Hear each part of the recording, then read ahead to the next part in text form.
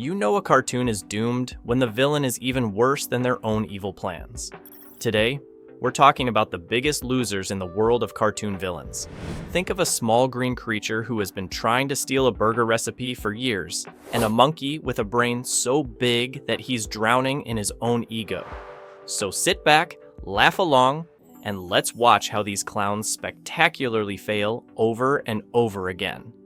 Let's kick things off with the biggest little villain ever, Plankton from SpongeBob SquarePants.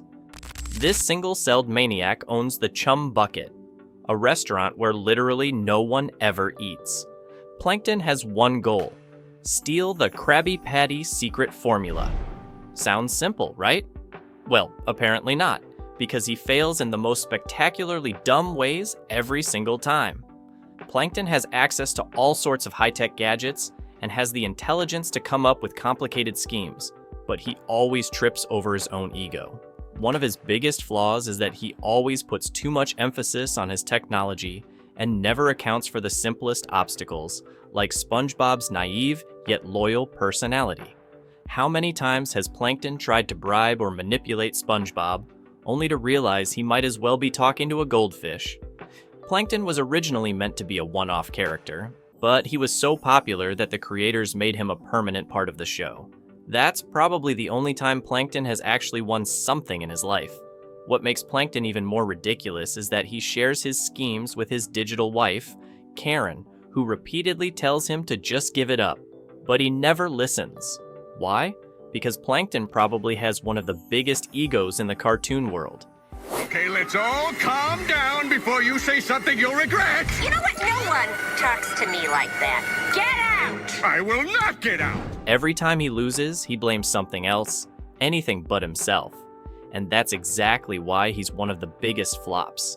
He'll never learn, and that's what makes watching him so deliciously frustrating. Coming in at number 2, we've got the infamous trio, Jesse, James, and Meowth, aka Team Rocket. These guys have one mission: steal Pikachu from a 10-year-old. And how many times have they tried? Thousands. How many times have they succeeded? Never. Instead of adjusting their strategy, they keep pulling the same stupid tricks, hoping it'll work someday. Spoiler, it won't. What makes it even funnier is that Jesse and James are based on the famous outlaw Jesse James from the Wild West. But where their historical counterpart became notorious for successful robberies, these two cartoon versions can't even steal a mouse without getting blown sky high. It's almost admirable how persistently they keep failing. Even with access to advanced gadgets and all kinds of Pokemon, they still manage to screw up every time. And the best part? Every time they get blasted into the sky, they repeat their iconic slogan, "Team Rocket blasting off again." You almost feel sorry for them, but let's be real. We wouldn't want them any other way.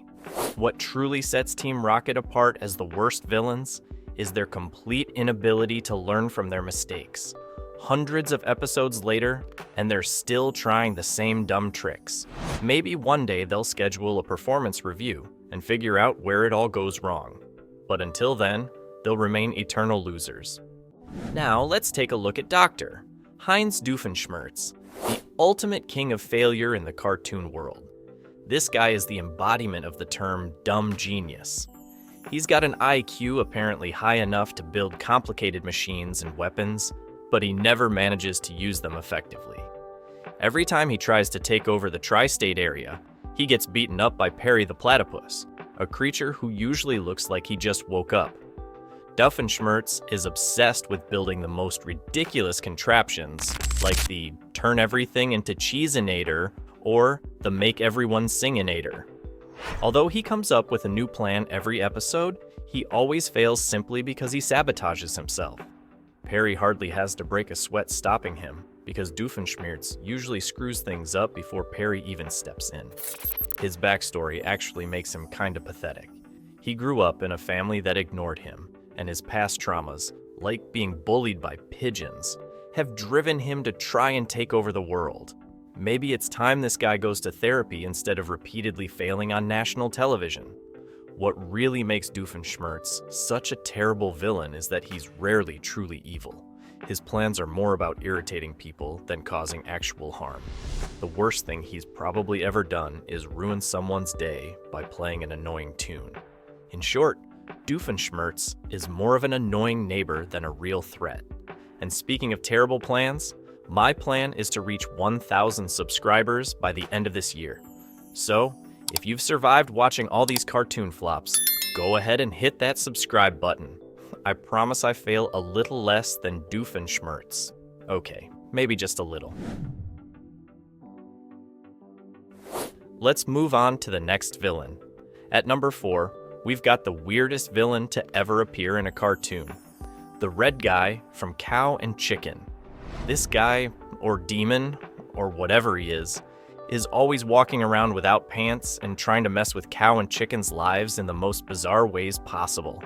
But honestly, he's so chaotic and absurd that you can't even figure out what his plan is supposed to be. He's not even scary, he's just weird. Every time the red guy tries to execute some kind of evil plan, it never goes anywhere. It's like he's just looking for attention, and he does that by creating the strangest situations imaginable. But how can you take someone seriously when they're literally walking around without pants and showing up in ridiculous disguises at random moments? The red guy was actually designed to embody the complete absurdity of the show, and he certainly does that. But as a villain, he fails on every level.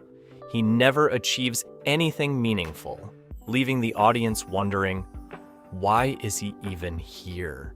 Having trouble adjusting to prison life? I'm not red, I'm chicken.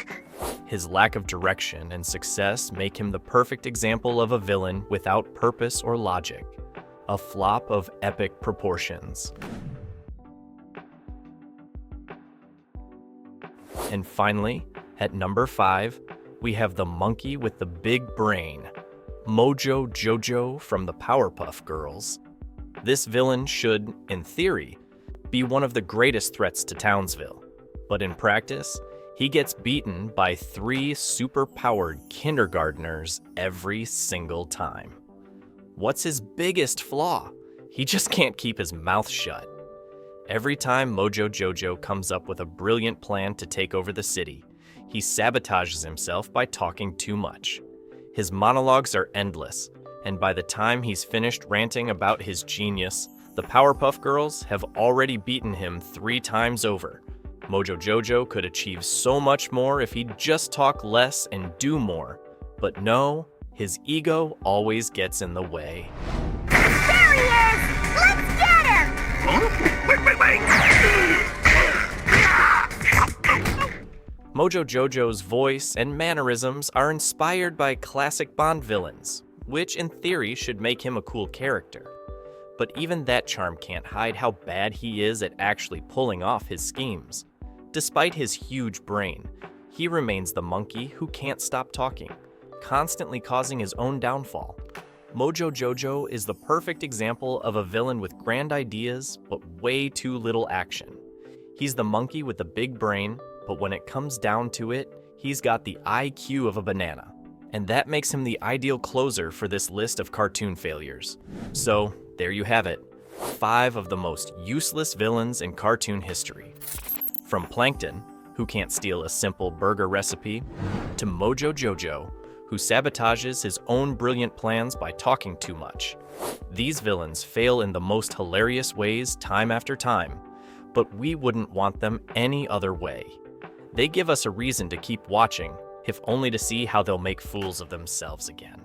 Let me know in the comments who your favorite cartoon failure is, and don't forget to like and subscribe because who knows, maybe I'll make a part 2, since there are plenty more villains who deserve a spot on this list. Until next time.